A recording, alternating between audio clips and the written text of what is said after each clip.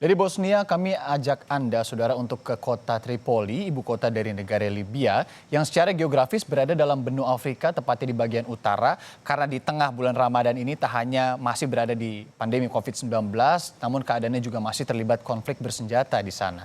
Dan untuk mengetahui seperti apa suasana Ramadan di Libya, kita akan hubungi langsung melalui saluran Skype. Ada kuasa usaha ad interim KBRI di Libya, yaitu Muhammad Amar Ma'ruf. Ya, ini dia. Selamat pagi waktu Jakarta, selamat malam waktu Tripoli, Pak Amar. Selamat malam. Ya, dengan Irianda di studio. Ya, Pak Amar, bagaimana kondisi terkini di kota Tripoli, Libya saat ini? Kita tahu ini bulan Ramadan di tengah pandemi COVID-19 juga. Bagaimana keadaannya di sana?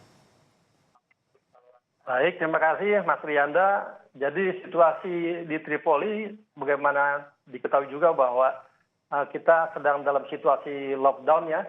Lockdown yang mungkin kita bisa katakan tahap keempat sejak pertengahan Maret diterapkan.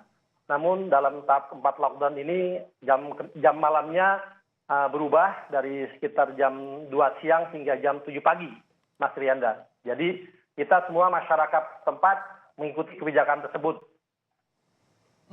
Ada informasi Pak, kira-kira lockdown ini kalau di Libya sendiri sampai kapan akan diterapkan? Nah, untuk tahap keempat ini yang saya amati ditetapkannya tanggal 16 Mei kemarin, berlaku sampai 18 sampai 28 Mei. Untuk warga Tripoli sendiri, apakah patuh begitu dengan kebijakan lockdown ini? Apa memang ada penolakan di sana, Pak Amar? Sejauh ini masyarakatnya sangat patuh, sehingga ya alhamdulillah hingga saat ini bisa dikatakan tidak ada pelanggaran-pelanggaran. Kecuali yang tadi sebutin awal bahwa ada sedikit konflik-konflik yang terdengar. Masih juga di tengah konflik di sana ya berarti ya Pak ya? Masih Mas Rianda. Baik, Pak, kita beralih ke bulan Ramadan di tengah pandemi COVID-19 di Libya. Bagaimana Pak?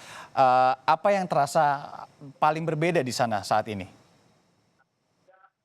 Baik, tentunya sebagai masyarakat yang majoritinya Muslim, biasanya malam-malam Ramadan itu dihabiskan oleh mereka di tempat-tempat ibadah ya. Namun dikarenakan ada kebijakan lockdown ini, semua itu dilakukan di rumah masing-masing. Sehingga malam ini ibadah-ibadah semua dilakukan di rumah masing-masing, Pak Irianda. Baik, aktivitas banyak yang dilakukan di rumah masing-masing juga, sama sebenarnya seperti di Indonesia Pak ya. Untuk aktivitas KBRI sendiri seperti apa di sana Pak? Bagaimana KBRI menyiasati untuk bekerja di tengah pandemi COVID-19 dan juga di bulan Ramadan tentunya? Baik, jadi memang sejak kami ditugaskan oleh pimpinan ke Libya, kami melihat situasi demikian perlu dilakukan satu pendekatan yang lain dari yang lain. Kita selain kontak langsung, kita lakukan secara virtual. Hingga kegiatan-kegiatan yang kita lakukan, khususnya untuk penguatan hubungan bilateral, kita coba arahkan yang sifatnya virtual dengan kementerian-kementerian setempat maupun dengan lembaga-lembaga profesional setempat. Hingga alhamdulillah sejauh ini kegiatan KBRI tetap berjalan di tengah-tengah situasi yang semua kita tidak inginkan ini.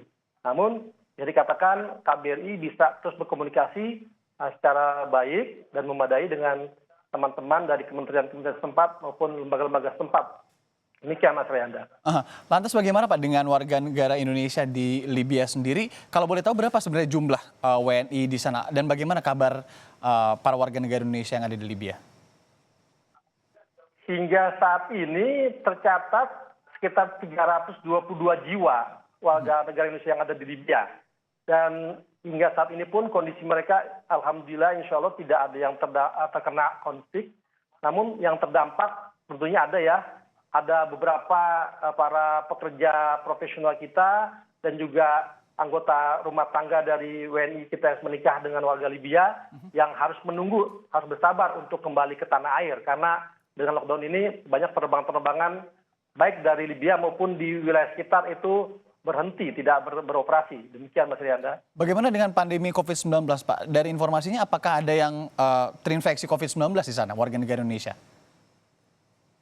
Sejauh ini tidak terdengar ya, insya Allah tidak ada ya. Tidak ada dari warga negara kita. Mudah-mudahan demikian adanya Pak. Baik, Pak Amar, bagaimana kemudian rencana Lebaran di Libya? Karena kalau mengingat ini masih lockdown, berarti kegiatan atau aktivitas yang untuk mengundang warga negara Indonesia juga harus terbatas begitu ya? Betul. Jadi memang kita juga di dalam rangka terus menjaga komunikasi dengan WNI kita di Libya ini, kita ada WhatsApp grup secara khusus yang kita namakan sebagai WhatsApp Silaturahim WNI. Di situ kita berkomunikasi, di situ kita bersenda gurau terkait masa Lebaran ini, karena kita sampaikan bahwa ini lain dari yang lain, sehingga Lebaran pun kita lakukan secara virtual. Namun KBRI tetap terbuka bagi yang ingin datang, namun tetap memperhatikan protokol COVID-19, Mas Irianda. Pak Amar, terakhir, apa nih kontribusi yang sudah diberikan oleh KBRI untuk warga negara Indonesia yang ada di Libya, karena mengingat masih lockdown pandemi COVID-19 dan juga tadi Anda sebutkan masih ada beberapa yang menunggu ketika untuk kembali ke tanah air begitu? Betul, Mas Rianda. Jadi sesuai arahan pimpinan, kita juga telah melakukan satu pelayanan secara langsung, pemberian APBD maupun bahan makanan, khususnya bagi WNI yang rentan ya, antara lain kepada mahasiswa, para ABK, dan ada WNI kita yang ditahan. Salah satunya itu kita berikan pelayanan, kita datangi, kita berikan satu paket bantuan yang ada. Itu yang kita lakukan. Baik, dalam kondisi saat ini tetap mencoba untuk memberikan pelayanan bagi warga negara Indonesia di Tripoli, Libya, dan juga di beberapa wilayah lain di Libya ya. Terima kasih sekali lagi Pak Amar sudah meluangkan waktu untuk berbagi informasi bersama Kompas Sahur. Sehat-sehat selalu Pak di sana.